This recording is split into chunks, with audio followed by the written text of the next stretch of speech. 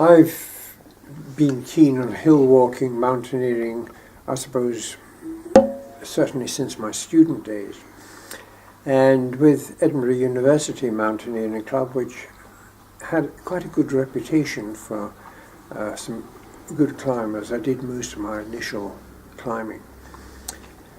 The first, and then I should say probably that as a result of that, I was elected as a member of the Scottish Mountaineering Club in 1948.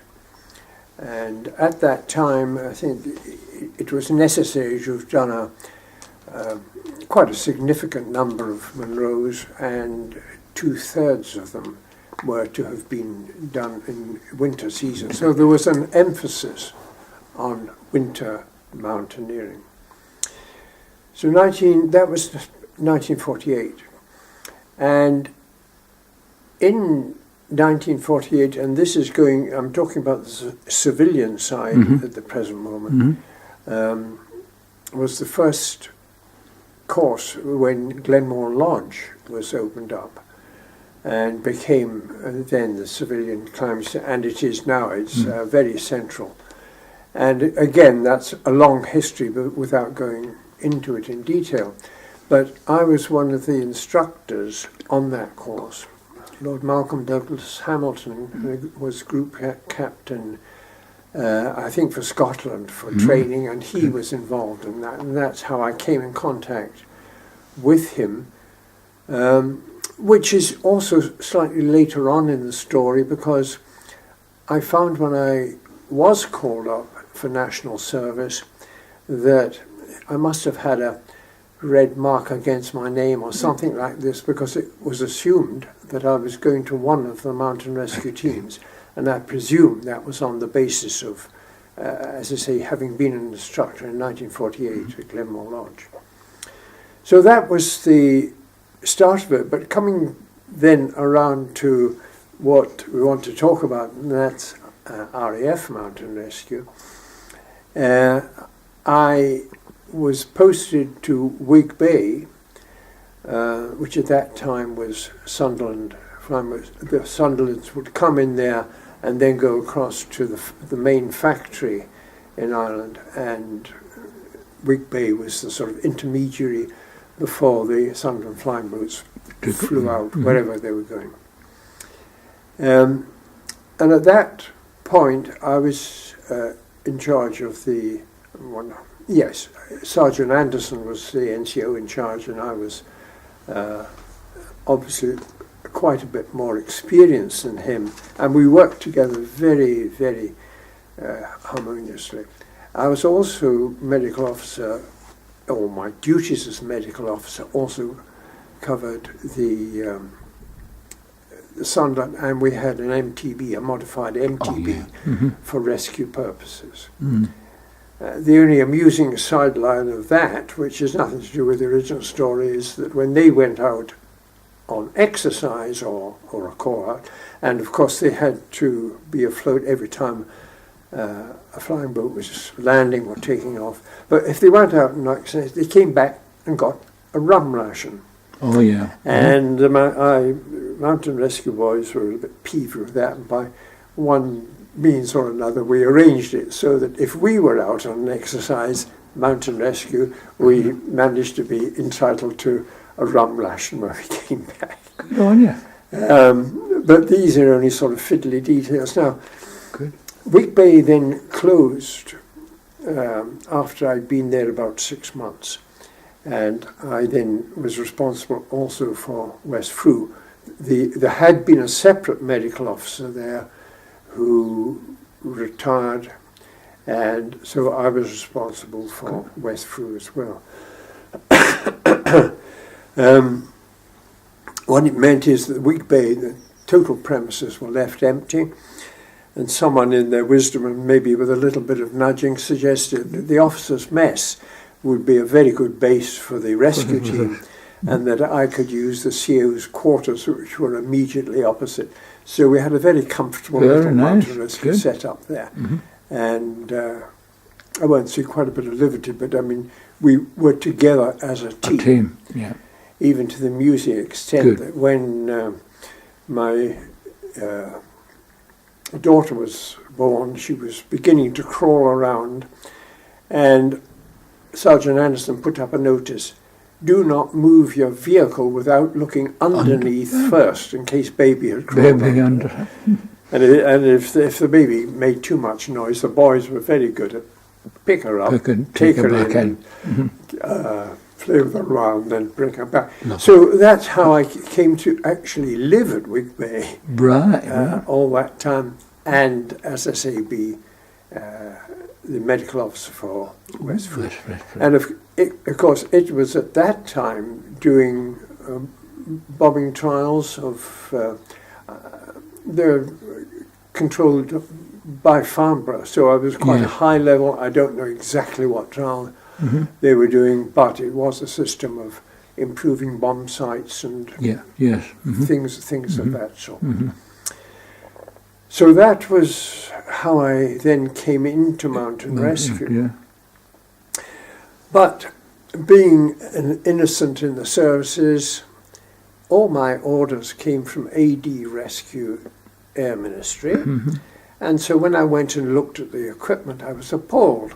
I mean, in civilian climbing, we were using nylon ropes, but here we had these great big thick ropes that if they got wet were like a rod of iron. And ice axes, well, I've seen better pickaxes. That's right. recently. When you're on side. And boots army grooved heel. I mean, the equipment was not good. No.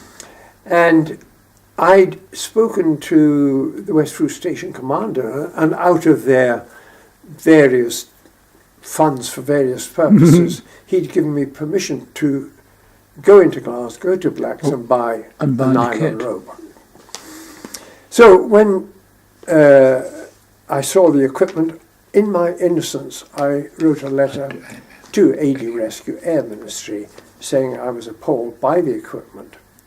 Well, I really upset the apple cart, and I got ticked off by group for not going through group, and I got ticked off by command for not going through command, which worried me a little bit, but more or less bounced off. And the end result was I was called to Air Ministry, and when I got there, I found that there were others. There was the medical officer from Valley, who also was an experienced climber. And it was a very small meeting, but very much what is going to happen about Ben Ye. And very soon after that, there was an official conference. I think it was the Wing Commander Mere who chaired it. And that conference has been recorded in the papers. And there were representatives really from most of the teams there at that time. So that's how I became involved in that sort of aspect of RAF Mountain Rescue. I had been due for a posting, potential posting out to Korea, and somehow that disappeared completely. And my wife wasn't at all sorry. She had no great liking of them being out in Korea, and she left with a baby at home. So that disappeared, and that was the end of that story. Lovely. And what happened after that in the Cairngorms? Oh, coming to what we did, well, there were two or three things that arose out of the initial discussion. Number one was that there should be a proper handbook written, and so that was done with Mike Halton, who was, I think, something to do with civil service agriculture at the time, and was neatly flipped across into mountain rescue. Seconded. Write that, and then to have a summer course in Wales and a winter course in the Cairngorms. A few things out of that. When we, Johnny Lees and I were asked to help prepare the handbook, and in those days, a lot of climbing photos were taken in about 100 yards away from the climb. It was the style of photography and climbing. And we looked at it and he said, these are useless. So we were sent on 2 weeks' leave to the Lake District, Johnny Lees and myself, to get some climbing photos. Well, we got the climbing photos in about half a day's climbing, and we had a wonderful, at RAF expense, 2 weeks in the Lake District. Yes, lovely. But anyway, it meant that I'd never met him before, and that we worked together, and I had a great respect for him. He was, I think, probably one of the best climbing instructors and encouraging you. He went up with such ease. You felt, well, I should be able to do that if he can do it. And he was always a great encourager and a great instructor. So to move on a bit, so the first course was held in Based Valley in Wales, and was a summer and rock climbing mountaineering course. I was asked to be in charge of the winter course, which was held on Cairngorm in the Rothiemurcus hut, which was, I think, Army ski hut. Anyway, it came under the Army. And I think as a temporary arrangement, I was posted, but not officially, from West Frew to Kinloss, so that it all tied up administration. And that was an interesting course, but the weather conditions were not particularly good. I mean, it wasn't nice winter climbing. No. It somewhat unpleasant weather. But anyway, that was our purpose, and we managed. It's not the best. Of course, I was also one of the first instructors in 1948 with civilian Glen Morpa. And the first RAF wasn't the best of winter conditions for actually training people. And the idea, I think, was that a leader or 2 people came from each of the teams, so that what we were doing was actually spread over all the mountain rescue teams. And I think that was a good policy. So these people from the various teams had been to Valley and had done some summer rock climbing there, had been to Cairngorm and seen something of winter conditions and snow holing and etc., etc. And then there was the handbook as a guide, and as I say, Johnny Lees and I had done the technical bits of the handbook, and Mike Halton had put the rest together and made it into a... So there was a handbook officially out, and I think it very much strengthened all these people going back to the teams. They had the authority of the handbook, that was laid down procedures. They had equipment, and at least 2 members from each team had some practical experience on the mountains. So that's the point at which I think we'd got to at that time. Yeah. That was in February 52. That's correct, yes. What was the boots like in those days? Army boots, grooved heel were the standard boots. At least we put tricunis on ours. And there is a sense in which there are occasions today that a tricuni boot is, if you still had them, were actually very good, because they gave one a certain amount of grip. Nowadays, of course, people wear all sorts of specialist crampons, etc., etc.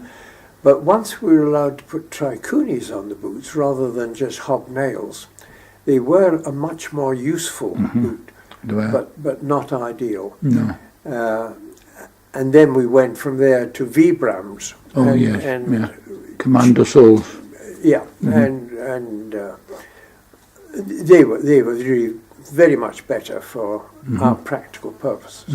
I mean, it was not going to be any good issuing crampons to a team, because they probably do more damage to the rest of the team. That's right. And so one needed actually an acceptable, good boot, and the Vibrams when they came in are still well used today. Yeah.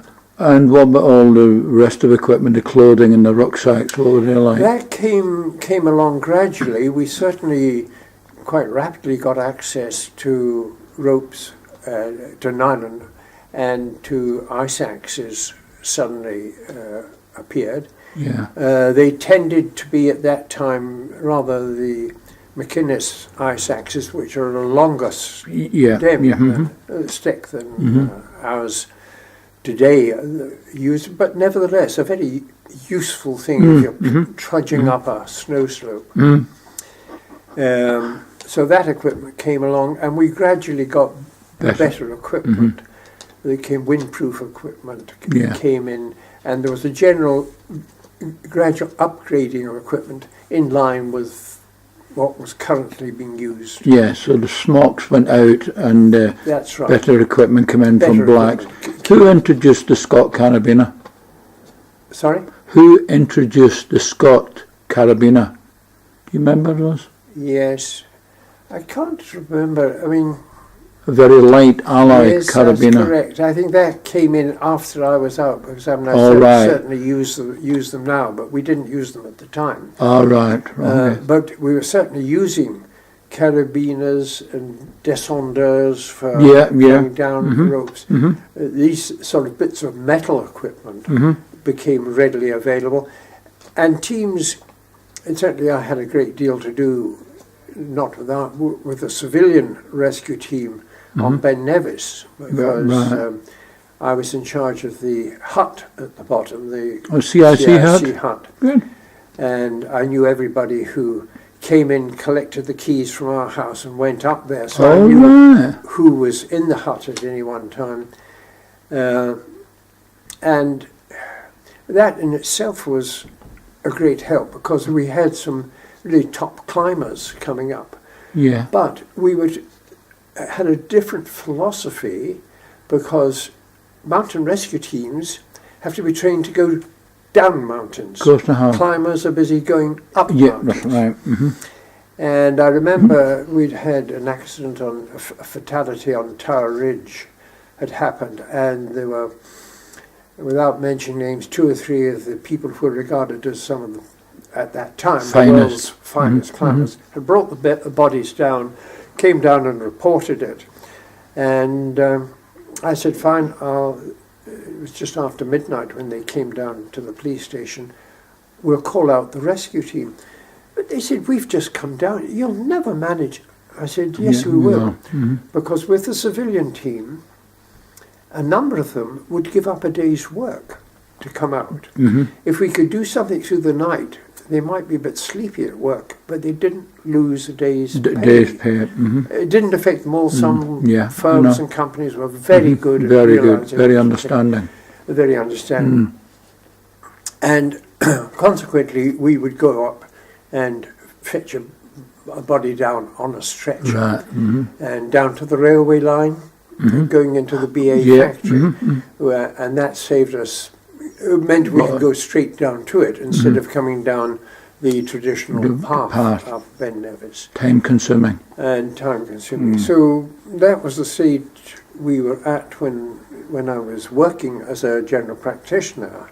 Right. That's when you left the Air Force then? I was out of the Air Force and consequently became very involved then in civilian rescue and working very much with the Glencoe folks as well. And the Loch Arbor team, the Fort William team. Yes, that's right. Oh, that's lovely. So you enjoyed your 2 years in the RAF Mountain Rescue Service? Yes, it was great.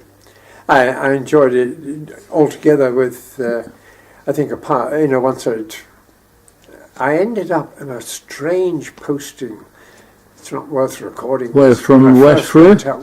No, before I went to Week. I knew I was going to Week Bay. Yeah. And I was posted a station just outside Carlisle, the name of which escapes me. When I went there, the commanding officer said, well, we're away home for the weekend. Yes, you're free in the mess, but there won't be anyone there. Right. It was a storage unit. Oh, yes, yeah. And I thought, if this is the RAF, I'm not going to enjoy this. But it wasn't long. It was only a few weeks before. You were posted away. Across to Week Bay. And did you continue mountaineering once you left the Air Force? Did you do? Oh, yes. Yeah. Yes. this goes into a slightly longer story, but I certainly did. And we actually, some time after that, went to Bhutan. Yes. And we worked in Bhutan over a period of 10 years. We were there for 4 years, then came back to Scotland for a couple of years, and then worked again in Bhutan, developing really a primary medical care service for the whole country. So, I mean, and that was cushy because we lived at 9,000 feet. Yes, yeah. And so popping up mountains was... When you came home, you were running about. That's right. And that was very extensive. It meant touring way in the east of the country, and you were either going uphill or downhill the whole time. Yes. So, I mean, that was mountaineering for work. And then we went on, and at a later stage, I was in charge of the main referral hospital, and my wife was in charge of the training school that we developed there. And she got full credit, and eventually the training school, a number of years later, got the WHO prize for the best primary care service in a developing country. Lovely, well recognised. That was after 30 years after we'd actually been there and set it up. That was very good, John. Now, I suppose I still wander up mountain. Not in the last year or so, I've not been so fit. But prior to that, we did quite a lot of regular walking around here, knocking off the odd Monroe, if it was a comfortable one. Have you completed all your Monroes now? No, I haven't. It's never been one of my... No, it's never been. I prefer to go out and enjoy myself. Yeah. I'd rather go back on a hill I know 2 or 3 times than say, I've got to notch. Yeah, I'm the same. Anyway, John, thanks very much for that little interview. On behalf of all our members, it's been a pleasure that you've actually filled a gap in our history. Thank you. Thank you very much indeed.